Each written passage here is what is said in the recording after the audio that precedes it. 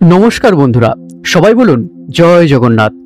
প্রভুর লীলা খেলা ও পুরীর রহস্য সম্পর্কে আপনাদেরকে এই চ্যানেলেই এর আগে অনেক বলেছি, কিন্তু তার লীলা সম্পর্কে যতই বলি তত কম পড়ে যায়। সনাতন রহস্য বাংলা ইউটিউব চ্যানেলের আরও একটি নতুন ভিডিওতে আপনাদের সবাইকে জানাই স্বাগতম।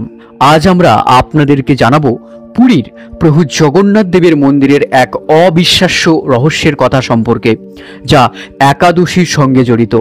এই কথা শুনে আপনারা হতবাক হবেন এবং জানতে চাইবেন যে কেন ভগবান জগন্নাথ দেবের মন্দিরে একাদশীর দিনে চালের ভোগ দেওয়া হয়।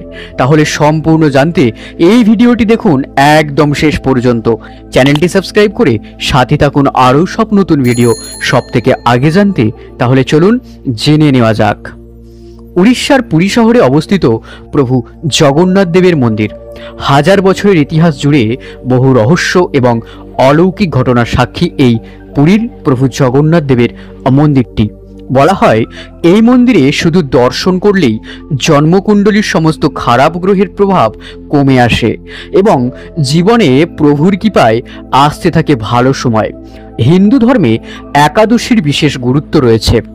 একাদশীর দিনে সাধারণত চাল খাওয়া নিষিদ্ধ বলেই আমরা জানি সনাতন হিন্দু ধর্মে, কিন্তু আশ্চর্যের বিষয় হলো পুরীর প্রভু জগন্নাথ দেবের মন্দিরে একাদশীর দিনে চালের ভোগ দেওয়া হয় ভগবান জগন্নাথ দেবকে প্রসাদ হিসেবে।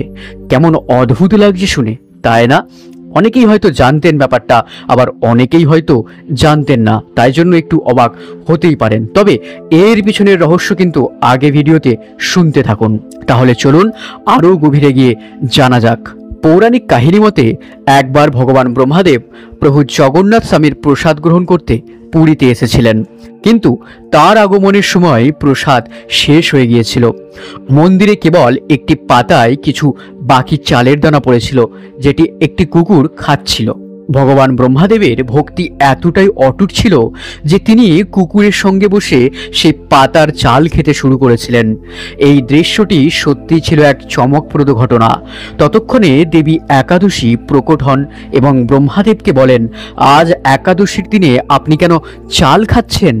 এই কথা শুনে প্রভু জগন্নাথ স্বামী নিজেই ওই স্থানে প্রকট হয়েছিলেন। তারপরে তিনি একাদশীর কাছে বলেন, যেখানে সত্যিকারের ভক্তি থাকে সেইখানে কোনো নিয়ম প্রযোজ্য নয়। ব্রহ্মাদেব আমার কাছে তার নিঃস্বার্থ ভক্তি নিয়ে এসেছেন। তিনি কোনো সংকোচ না করেই আমার প্রসাদ খাচ্ছেন ওই পড়ে থাকা পাতা থেকে। কথিত আছে এরপর থেকেই নাকি ভগবান জগন্নাথ দেব দেবী একাদশীকে এই মন্দিরের পিছনের অংশে উল্টো করে ঝুলিয়ে দেন, আর তারপরে ভগবান জগন্নাথ স্বামী ঘোষণা করেন, আজ থেকে আমার মহাপ্রসাদে একাদশী বা কোনো উপবাসের বাধ্যবাধকতা থাকবে না। তৎপরবর্তী সময় থেকেই জগন্নাথ মন্দিরে একাদশী উল্টো হয়ে ঝুলে আছেন আজও। একাদশীর দিনে এইখানে চালের ভোগ সাজানো হয় এবং তা ভক্তদের মধ্যে প্রসাদ হিসেবে বিতরণ করা হয়। আসলে বন্ধুরা, এই ঘটনা আমাদের শিক্ষা দেয় যে সত্যিকারের ভক্তি থাকলে নিয়মের বাঁধন কখনো বাধা হয়ে দাঁড়াতে পারে না। ভগবানকে যদি খোলা হৃদয়ে বিশ্বাস করা হয় তবে সমস্ত নিয়ম স্বয়ংক্রিয়ভাবে সহজ হয়ে যায়। হাজারটা নিয়ম ও খাবারের ছোঁয়াছুঁই দিয়ে আপনি কোনোদিনও ভগবান জগন্নাথ দেবকে পাবেন না। এটা তার মন্দিরে গেলেই আপনারা বুঝতে পারবেন।